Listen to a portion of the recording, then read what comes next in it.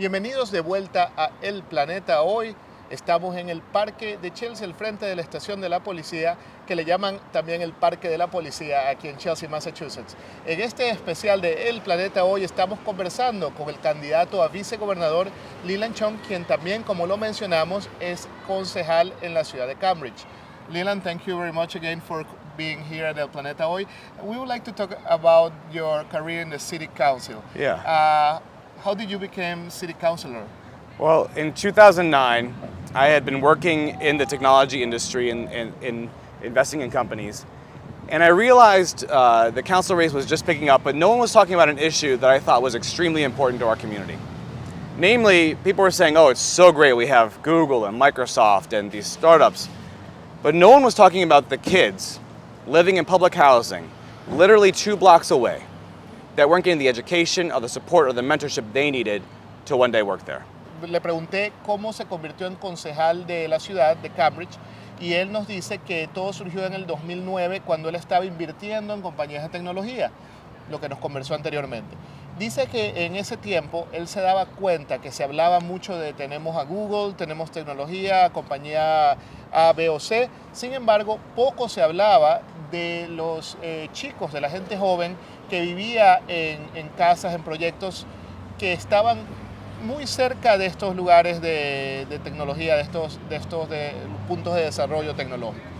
And over the last 5 years on the council, I've earned a reputation as one of the most progressive, productive, responsive members of the council, fighting to improve education from pre-K to workforce training programs, fighting to make sure that we're respectful of the diversity of our communities, fighting to add funding for senior centers, to youth centers, to ESOL classes for people who are new to the country and trying to learn English, fighting to make sure that we keep bilingual classrooms so that people can keep their native language even as they're going to school and learning in English. And I've been fighting for these things and fighting to represent the underrepresented in Cambridge over the last 5 years. Muy bien, entonces nos cuenta que en los últimos 5 años en que ha estado en el Consejo de Cambridge, él se ha destacado, se ha hecho conocido justamente por su lucha en varios aspectos. Por ejemplo, el de la educación, ha luchado mucho porque se dé una mejor educación, mejores en la educación, educación para las personas que están aprendiendo inglés como segundo idioma, ESL, para que se respete la diversidad de la ciudad, y ha tenido mucho éxito en esta lucha para que se logren estos y otras cosas como un concejal progresista, un concejal luchador. So that's your story at the city council of Cambridge. And then what was the connection of being a city councilor and then wanted to go to the state level? So 3 years ago, I wrote an op-ed, an article in the paper criticizing the governor over a policy I thought was pitting cities against each other instead of encouraging us to work together. 3 years ago, I wrote an article in the Globe criticizing the governor and our Secretary of Economic Development over a policy I thought was pitting cities against each other instead of encouraging us to work together. The governor's punishment to me was to appoint me to the board of our state's Economic Development Agency.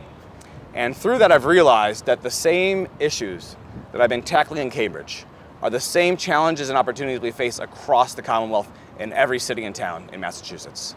Nos cuenta que su decisión de lanzarse a candidato para vicegobernador de Massachusetts comenzó aproximadamente 3 años atrás, cuando él escribió un artículo de opinión para el Boston Globe en el que criticaba la labor del gobernador.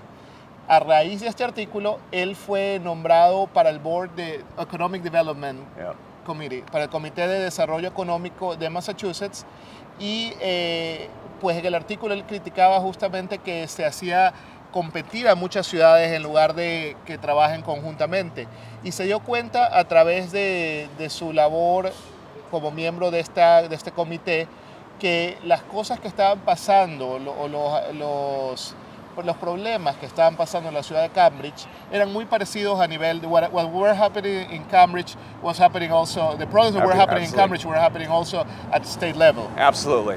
Y vio una oportunidad para trabajar no solamente desde el nivel de una ciudad, sino al nivel de todo el estado. You saw an opportunity to work not only from a city perspective, but statewide. Yes, and I've never met a single person who lives inside of a budget line item on Beacon Hill.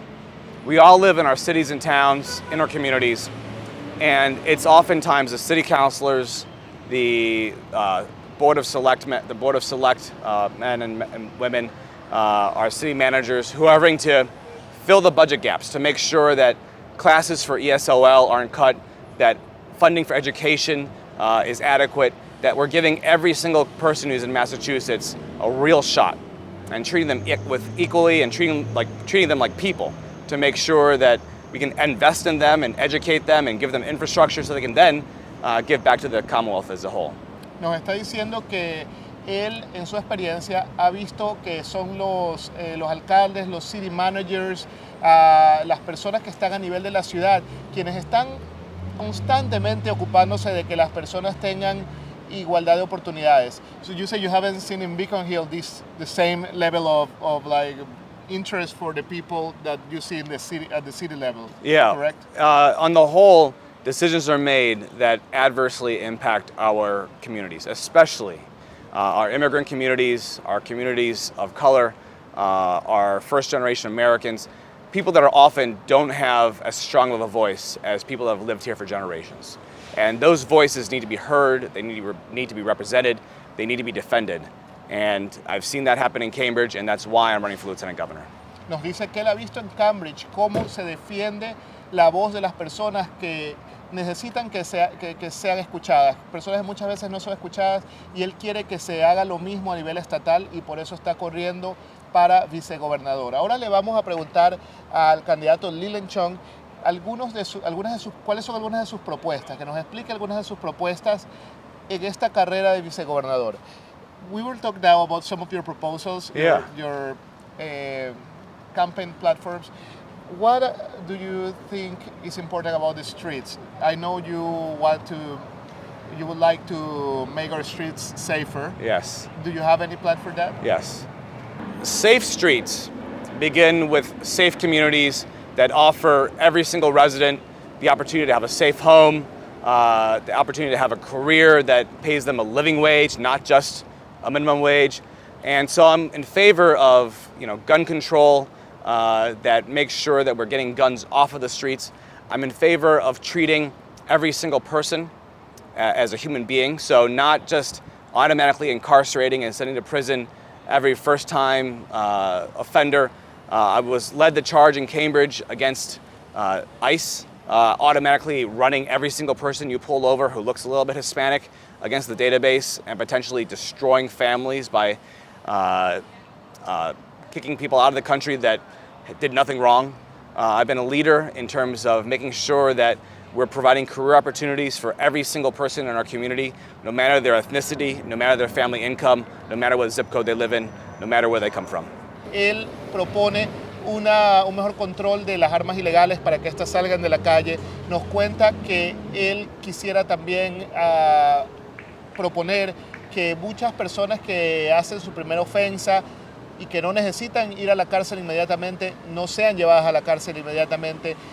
También nos cuenta cómo su lucha a nivel de la ciudad de Cambridge se podría trasladar o la propone trasladar a lo que sería el estado.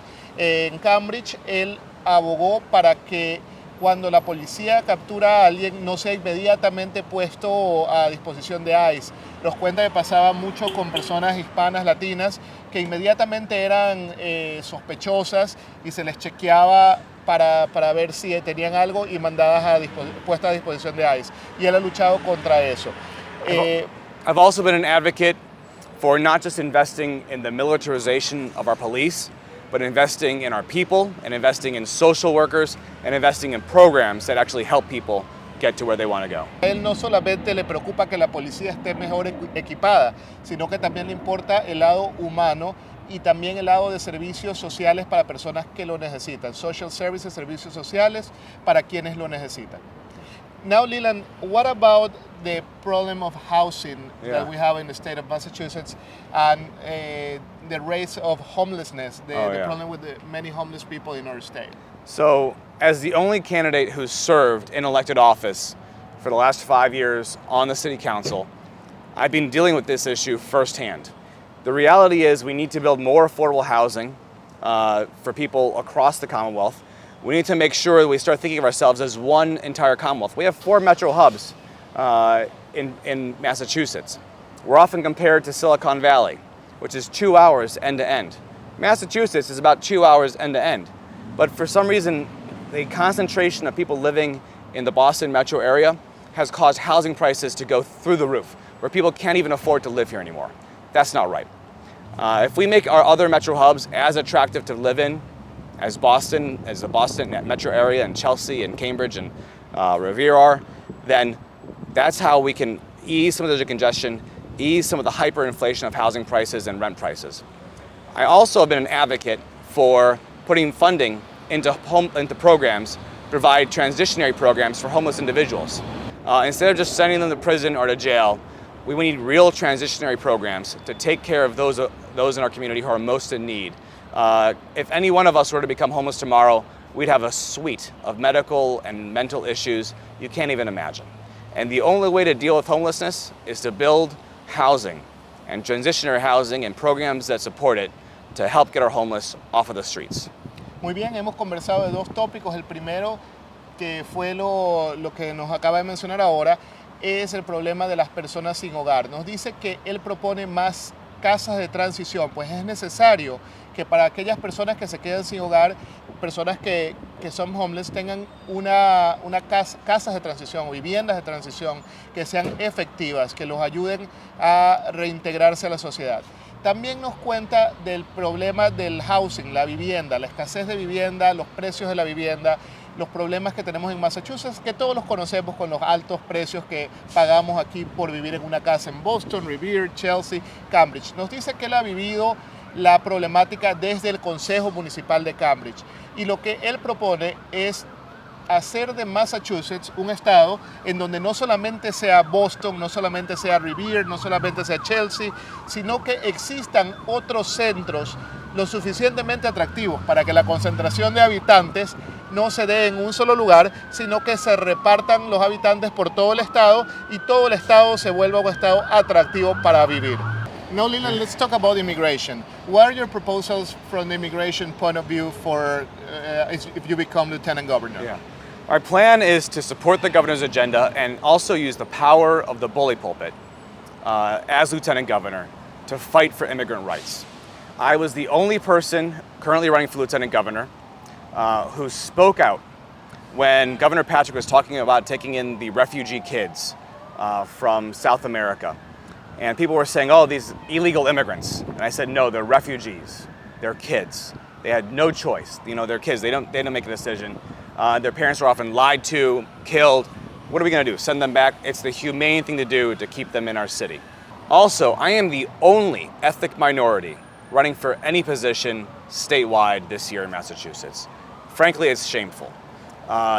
We think that we are a diverse, progressive, liberal state. To not have diversity of representation in our elected office, we need it in order to make sure that everyone feels welcome, everyone feels represented. And 2 years ago, I was appointed by Chairman John Walsh of the Democratic Party to help draft our party's platform. And I worked on more sections than anyone else except for the chair to help make that document more progressive. Talking about homelessness, talking about low-income residents in our communities, and talking about immigration. Nos hace notar que él es el único candidato de una minoría étnica que está corriendo a nivel estatal, al state level. Yeah. Y nos dice que esto de aquí es algo que en un estado como Massachusetts, que es un estado progresista, es algo inaudito, de no debe ser. Nos dice él que él ha ayudado desde el Democratic Committee, yeah, el Comité Demócrata, a poner los planes del partido de una manera más progresista que refleje la diversidad de nuestro estado.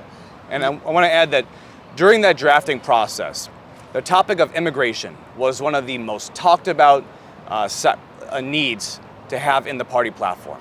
But it wasn't a section before, it was a brand new section. So there was no one actually assigned to write it.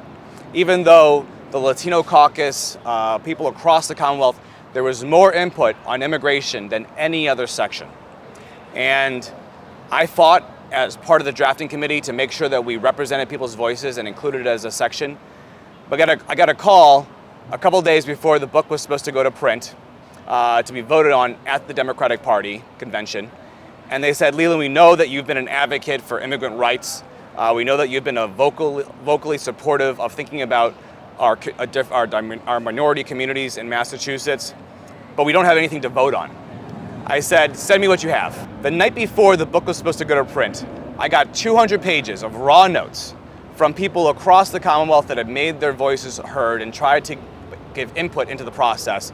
It was like being in college again. I spent all night turning those 200 pages into that paragraph and 8 bullets that was adopted at the convention as the new platform for the Democratic Party on immigration. Nos cuenta cómo él ayudó a escribir la plataforma de inmigración del Partido Demócrata después de la convención. Y fue una historia, nos compara a sentirse en el college, que le llegaron 200 páginas con propuestas de la gente que se hizo escuchar, las voces de personas que se hicieron escuchar con propuestas, con ideas, y él hizo un resumen de 8 puntos, que son los puntos que están en la plataforma, y él formó parte de este proceso de elaboración de lo que es el documento que constituye la plataforma, y ahora incluye a la inmigración como un tema muy importante.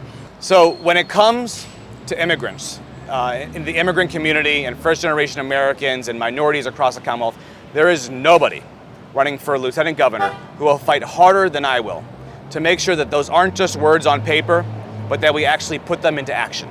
Nos dice que no hay nadie, las personas que están corriendo para el cargo de vicegobernador, que sientan la pasión de luchar como él por los inmigrantes, por los derechos de los inmigrantes. Nos dice que si él llega al cargo, nos promete que él luchará por los inmigrantes y por el tema de la inmigración. Yeah. Leland, I would like to conclude this interview with a message for our viewers. What would you tell them? Why would you tell them that they should consider you for the position of lieutenant governor? Yeah. ¿Por qué nos dirías que deberían las personas considerarlo para el cargo de vicegobernador? I'm the only person running for lieutenant governor who has a real plan and the experience necessary, from my time in the private sector to the work I've done in local office to the work I've done at the state and national level, expanding opportunity to everyone across the Commonwealth. I'm the only person who can be a productive partner for our next governor to move us forward on the issues of long-term importance, making sure that every single child gets a quality education, making sure that everyone has access to a career, not just a job, making sure that everyone in our Commonwealth is treated with dignity and respect and treated as a person who has the potential to give back to the Commonwealth. I'm the only minority running for any office statewide this year. And I've been judged based on how I look my entire life. Ever since I was a little kid, I've been judged. So I might not be from the same community as you, but we share the same experiences having come to Massachusetts and living in a state where, frankly, the representation we have in elected office doesn't reflect the people that live here. We need to work together. We need to work together to make sure that our collective voices are heard, that people in power understand that we're willing to stand up and fight for each other and for what we believe in and to make a better Commonwealth. Because frankly, only by working together, only by investing in one another, can we make sure that anyone who's dreaming of a better life is able to find it right here in Massachusetts, and that's why I'm running for Lieutenant Governor. Muy bien, nos dice, para hacer un resumen, que a pesar de que él y nosotros venimos de diferentes comunidades, compartimos como inmigrantes las mismas experiencias, compartimos las mismas aspiraciones, y él abogará para que haya igualdad de oportunidades para todos, para que el estado sea un mejor estado para vivir, que Massachusetts sea un mejor lugar para vivir. Now, Leland, I would like you to invite people to vote on September 9. It's very important. So the election is coming up fast. The vote is on September 9th, Tuesday. I need all of you to go out and vote, to make sure to tell all of your friends we're in a very close race. The margin is razor thin. And I need you to come out and vote for me on September 9th so that I can go to work partnering with you to make sure that your communities, your homes, your families, your children, all of your relatives have all the resources that they need to get wherever they want to get in life. Recuerde votar el 9 de septiembre, su voto es su voz, hágase escuchar, y si no tiene pues la facultad de votar en las elecciones del 9 de septiembre, vaya y toque la puerta a sus vecinos y amigos y recuérdeles que ese día deben salir a votar. Ya lo saben, no importa por quién vota, lo importante es que se haga escuchar. Muchas gracias, Leland, por muchas estar gracias. con nosotros. Thank you very much. It was a pleasure to have you en El Planeta Hoy. Esto fue El Planeta Hoy. Nos vemos en otro episodio. Gracias.